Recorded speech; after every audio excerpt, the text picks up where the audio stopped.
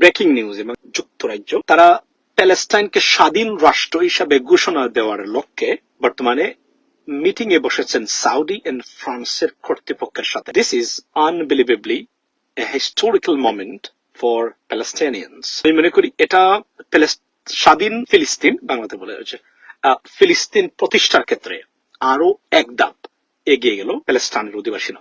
কেননা it's a very ফ্রান্সের পরেই যুক্তরাজ্য it's a very significant moment and decision for Palestinians because মনে রাখবেন যুক্তরাজ্য প্রভাবশালী ভাবে আপনার যারা এর স্বাধীনতার বিপক্ষে যারা আছেন তাদের একটা অবস্থান আছে যুক্তরাজ্যে। সেই জায়গা থেকে সরে গিয়ে যুক্তরাজ্য, এবং এটা ফিনান্সিয়াল টাইমস এর খবর, যাও ফিনান্সিয়াল টাইমস এই খবরটা দিয়েছে আজকে, আমি চাইলে আপনাদেরকে লিঙ্কটা দিতে পারবো এখানে।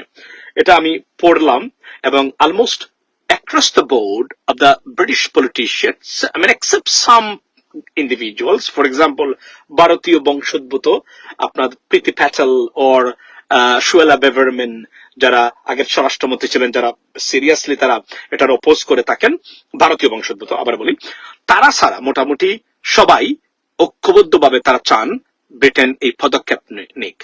It is a remarkable decision by the British government. Undoubtedly, I can tell you that, ladies and gentlemen.